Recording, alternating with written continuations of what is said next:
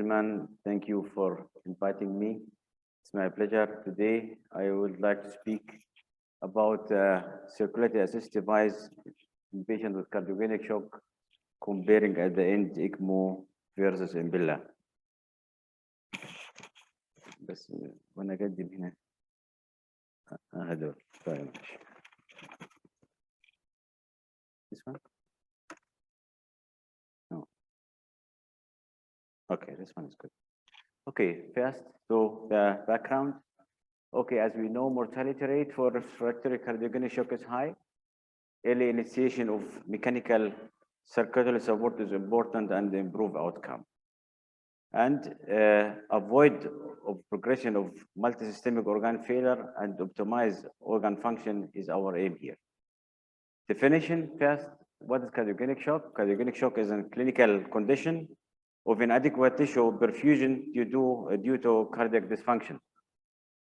The main 3 points in the hemodynamic observation by cardiogenic shock, firstly, is persistent hypotension. Its mean blood pressure is lower than 80 or 90. The second point is severe reduction of cardiac index less than 1.8 or less than 2 with support. The third point is elevated filling pressure. What is a refractory cardiogenic shock? It is an persisting shock despite of volume support and inotropes and intra-aortic balloon pump. Here's something missing, however. The etiology of cardiogenic shock, we have a lot of different etiologies. First, acute myocardial infarction, as we know, about 10% of acute transmural myocardial infarction can cause cardiogenic shock. Myocarditis, peripartum cardiomyopathy, decompensated chronic heart failure, maybe acute on top of chronic, post-cardiotomy shock, post-cardiac surgery, septic shock with cardiac compromise, ventricular failure, and at the end, refractory malignant arrhythmias can cause cardiogenic shock. In hospital, mortality by refractory cardiogenic shock exceed 90%. Medical therapy alone is not enough. Here, we're starting by cardiogenic shock first with our approach is medical management. Here, a lot of vasopressor and inotropes. But as we know also, according to this study, for more than 3,000 patients, more pressors mean more problems. By using the first one of inotropes and high dose, we reach already mortality for more than 20%. By adding the second high dose inotropes, we have already mortality for more than 40%. The third inotropes in high dose, we have already mortality of 80% or more. Because of that, we need to think about MCS direct after adding the second inotropes in high dose. We need to think about it. Here we move short to the new guidelines from the European Society of Cardiology 2021. The recommendation for short-term MCS have class 2A level C, and long-term MCS have class 2A level A. Which type of temporary assist device what we have from left to the right? Intra-aortic balloon pump, Impella, tandem heart, and ECMO. But we need to realize more hemodynamic support mean high risk or more high risk for adverse events. And there is, as we see, multiple devices for use for cardiogenic shock with a different risk profile and potential benefits. And also, the biggest factor here in choosing a device for patient is how much the patient needs a catheter support, and if the patient have LV, RV, or B ventricular failure. The first one, in shortly, intra-aortic balloon pump, reduce afterload, increase diastolic pressure, increase coronary flow. It is excellent, has excellent safety profile. It can use it easy, and it can stabilize patient with the first stage of cardiogenic shock and also provide hemodynamic support for patient undergoing PCI.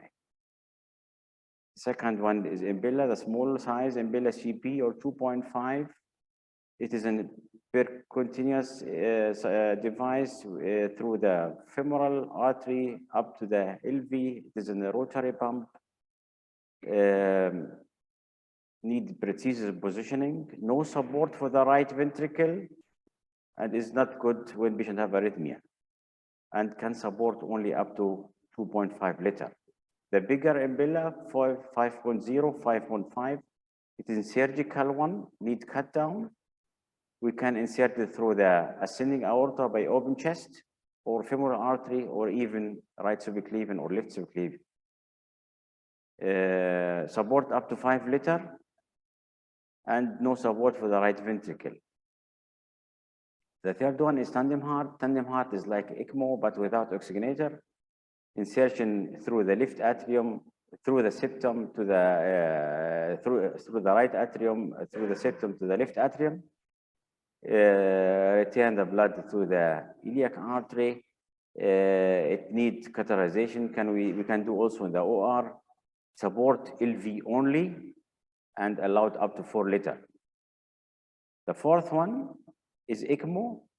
ECMO is an invasive tool.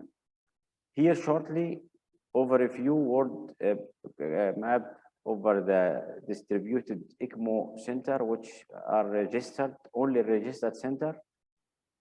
As we see, there is density in USA and Europe. And what we see here, this small yellow point, this is Honolulu to USA. And here the plan of our area, Middle East, we can see some distribution of centers. We know also that the left coast of Saudi Arabia have also centers, Mecca, Jeddah, and Medina, but because of they are not registered, we cannot see it here. Okay, what is ECMO?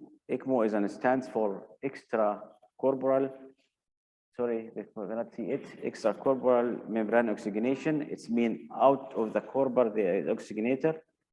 The ECMO circuit acts as an artificial heart and lung. Very short to history, 1956, the first heart-lung machine by Gibbon. 1971, first successful ECMO by Hill. 1975, first Neuborn ECMO by Bartlett. And 1980, first ECMO center in Michigan. Currently, we have more than 540 registered centers worldwide, ECMO center. The physiology of ECMO, desaturated blood is drained via venous cannula, CO2 is removed, O2 added, and we send it back to the vein, then it is veno-venous ECMO, or back to the artery, then it is veno-arterial ECMO. The blood go through the venous cannula, through the oxygenator, back to the arterial cannula, or return cannula. Why should ECMO be considered? When we have refractory cardiogenic shock, if the process is severe, it means mortality is high, and the process is acute, and we have potentially reversibility. The contraindication for venous ECMO, veno-arterial ECMO as absolute when the heart is unrecoverable and where the patient is not candidate for transplant or LVAD. And when the patient have concomitant chronic organ dysfunction like emphysema or cirrhosis, and when the patient has no compliance. The relative contraindication for anticoagulation, advanced age, and obesity. The advantage of ECMO, we can applicate it immediately, support biventricle, oxygenate the blood. Also, by refractory malignant arrhythmia, the flow is not affected, and we can use it for bridging patient to durable device like LVAD. We see here the first ECMO, 1971, which was implanted by a young man after RTA with severe lung trauma for 3 days, with successful result, and the ECMO what we have today, more smart, more small. The principal indication for the two types of ECMO, first for veno-arterial ECMO, we use it for patient with cardiac arrest or cardiogenic shock, as mentioned, poisoning and drug overdose. Some patients take a lot of beta blocker, associated risk, pulmonary embolism when it is severe, hypothermia, massive pulmonary hemorrhage by sepsis, also by elective support, PCI or TAVI, or to bridge patient to transplant, decision, or recovery. Veno-venous ECMO, we are using it by pneumonia, H1N1, or corona, as we faced last months, RDS, post-graft failure, pulmonary contusion, status asthmaticus, aspiration, and drone. The principle by using ECMO, when you are thinking about it, do it, don't delay. We see here, when we delay over 20 hours, we have already reached mortality of 50%. When we wait more and 40 hours, then the mortality reach 75%. How we insert ECMO, veno-arterial, access at the femoral vein, return to the iliac artery, and we can place everywhere and support heart and lung as mentioned and allow up to 6 liters. Check the picture to the right side. Don't forget the backflow cannula to the femoral artery to save the limb. Here, the last update from ELSO, the organization who is doing registration for all ECMOs worldwide. April 2020. We see here the survival rate for patients with refractory cardiogenic shock and ECMO is around 45%. The total runs an ECMO worldwide until now in the registered center only more than 170,000 ECMOs. Veno-venous ECMO, our aim here, patient should be as possible awake, and we can mobilize patient and ECMO.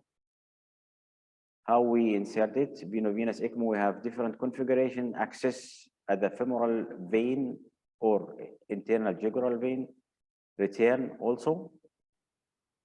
And when we use femoral, we can do it everywhere, but when we are using Avalon cannula or the Protect U cannula, we need catheterization or C-arm or TE. Support lung alone, allow up to 6 liters. Is there a difference between veno-arterial and veno-venous? Yes.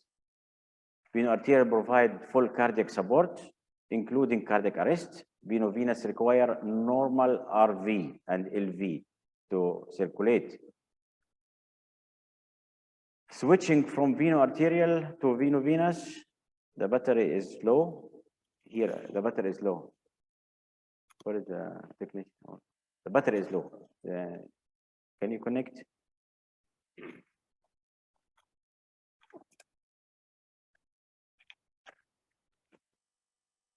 Thank you very much. Great, thank you very much.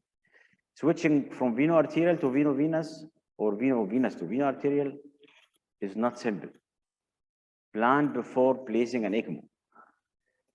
ECMO is life-saving tool because it's optimizing and stabilize the end organs like liver, lung, and kidney, and we can implant it peripherally without sternotomy, decompromise the right ventricle, which can improve the lung of the function of the liver and kidney. Easy to support for a few weeks and even months. The longest case until now is in USA, more than 600 days for a 10 years girl post-toxic smoke inhalation with a lot of complication, including amputation of the right leg, but he survived. The management of patient and ECMO, we need to deal with two issues, the patient and the ECMO circuit. And we need good player team. We need a shock team, the patient in the middle, and all disciplines around the patient, medical and paramedical. Communication and teamwork is our key. And what we are doing during this management, by managing of the circuit, we do EPG, pre-oxygenator and post-oxygenator daily to check the function of the oxygenator. We need to check daily of the fixation of the cannula. If there is a new infection or bleeding, we need to check the oxygenator with torch to check if there is clots or air. Sensor, cannula obstruction, kinking. We need to check also the blender if the setting is good, and we need to check the heat exchanger. For everything, there is protocol how we are dealing with it. And when we manage the patient, we need to manage the hemodynamic. It's mean we have to check a balance between inotropic support, ECMO support. We need to manage the fluids. Patient and ECMO need a little bit more fluid, should be a little bit more in positive. We need to check the hematology and infection. Patient develop anemia, they develop thrombocytopenia. Infection, we need to check anticoagulation. For every step, there is protocol. Respiratory, how to manage lung under ECMO. Renal problematic, neurologic, and don't forget nutrition. How we doing that? We have specific points to monitor the patient: continuous cerebral saturation, the complete spectrum of hemodynamics, CVP, pulmonary artery pressure, cardiac output, and mainly artery pressure. X-ray daily to assess pulmonary edema. In total, CO2 to measure the return of the native lung function. EBG to check lactate as a tissue perfusion marker. Urine output, fluid balance. Labs, of course, renal, hepatic function, procalcitonin, and platelet account, ECT and PTT. How to anticoagulate patient and ECMO? Usually we are using heparin, target ECT between 200 and 240. If patient has tendency of bleeding, we go a little bit down with the ECT. In some cases, we can stop heparin for a few days. Watch for platelet drop as indicator maybe for HIT, and think early about BVROD. The potential risk and before patient and ECMO, under ECMO, infection, of course, bleeding, it can be intracranial or on the surgical side. Because of the non-pulse style flow, we have more tendency of renal insufficiency, limb complication, of course, arm hyperperfusion when we are connecting the cannula or the ECMO cannula and the right subclavian artery, or the leg ischemia even. The criteria, how we are weaning patient and ECMO, we assess the pulmonary edema should be improving, inotropes, less inotropes, and cardiac index improving more than 2.5. The end organ dysfunction resolved, recovered, and echo criteria, for example, LV, VTI over 12 or 14, ejection fraction over 35, and also evaluation of the right ventricle, but underfilling. How we doing it? How we are wean patient in the ICU over days? We reduce the flow and assist the heart function with echo, and also the hemodynamic and perfusion. And the day of explantation, we reduce the ECMO flow more and more until we reach 1.5 to 2 liter. And also by accessing the hemodynamic and the X-ray and the echo, when we decide to explant the ECMO, we take the patient to the OR. We reduce more and more until 1 liter. We don't stop ECMO, but we reduce more to 1 liter.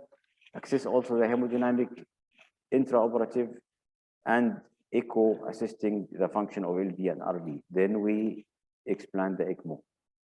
In case when we have a severe refractory cardiogenic shock, how we are dealing with it, or how should we dealing with it? Of course, as a heart team, to decide between Impella and veno-arterial ECMO according to availability in center and experience. But we prefer Impella when patient has has a manageable lung status with a ventilation. It means patient is well oxygenated and under mechanical ventilation, you can prefer Impella. But when we are doing implanting Impella and the patient, the flow is still insufficient, it means lactate is not decreasing and the probe is high, we can escalate and add veno-arterial ECMO. When we start with veno-arterial ECMO and the LV unloading is insufficient, we can see it in the persisting pulmonary edema and not opening of the aortic valve. Blood stays in the LV and the LV is distended. We can add Impella to unload the ventricle. ECMO problems, routinely problems like flow fluctuation or shattering, maybe because of hypovolemia, hemolysis and raise of free hemoglobin, maybe because of high pressure at the tip of the arterial cannula, limb ischemia, bleeding, hypoxia, or the Harlequin syndrome. This is our routinely ECMO problematic. Catastrophic problematic when we have shutdown or the primary failure of the pump failure, or we have disconnection or the decannulation from the veno-arterial side, or we have air embolism, or we have cardiac arrest for patient and veno-venous ECMO. With veno-arterial ECMO, when the LV is severely distended, or we have thrombosis in the cardiac chamber. Conclusion, early and rapid recognition of cardiogenic shock is essential. Robust hemodynamic support may improve outcome. ECMO is our first line of therapy before patient develop multisystemic organ failure. MCS is a bridge for recovery, transplantation, or durable LVAD. Teamwork and communication at each stage is critical. Management guidelines are needed, but difficult to develop. At the end, I have an interaction scenario. I hope you can participate with me. We have here a case of patient with RDS and mechanical ventilation, veno-venous ECMO, and 100% O2, 4.5 liter flow. He is stable over the last 5 days. We sent him to the X-ray to do CT. He came back, and we connect him back to the monitor, and we observed we have a new 2 alarms. In the monitor, we have hypoxia, saturation is 65, and the second alarm, we have it at the ECMO side, the central venous saturation is 41. How should we manage this case? What do you think? What should we do? What is the first step? If you need more information, maybe I can provide you.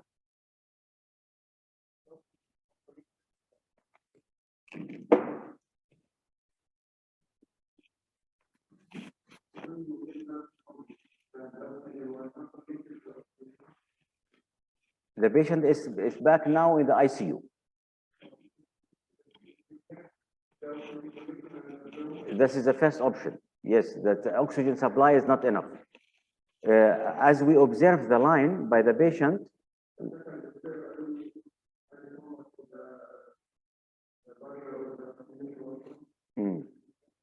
okay, good. Any other ideas?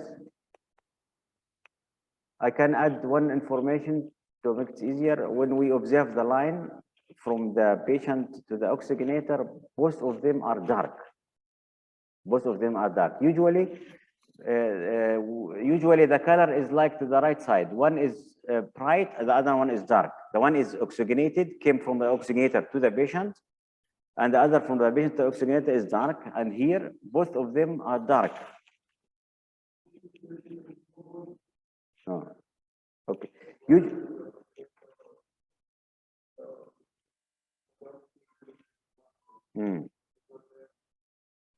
Okay, excellent. Usually, when we moving patient, like positioning, for example, prone position, or shifting patient to any facility, for example, X-ray, we need to check first about technical issue, more than patient-related issue. The thrombus in the oxygenator is less possible because the patient was before in good shape, and this thrombus is coming not suddenly. We observe daily this O2 pre and post membrane. We can see gradually how the membrane closed and became more thrombus. The function became less. But the first point is important, really. But what we need to do first before we check for technical issue to save patient life, because the patient is hypoxic, maybe will arrest. The first thing we put more flow in the ECMO because 4.5 liter we do it, for example, 6, And we can activate the lung function due the mechanical ventilation, because during ECMO, the sitting and the lung is very less. We can increase it, but we need to check for technical issue. Identify rate circulation. By rate circulation, we will have bright blood in both lines because the blood came oxygenated back. But the fourth point is what you mentioned, Dr. Al-Basit, maybe oxygenator dysfunction or the oxygen supply. What we found by this patient, the oxygen line was compromised with the wheel of the ECMO. Because of that, be alert, expect the unexpected. Thank you very much.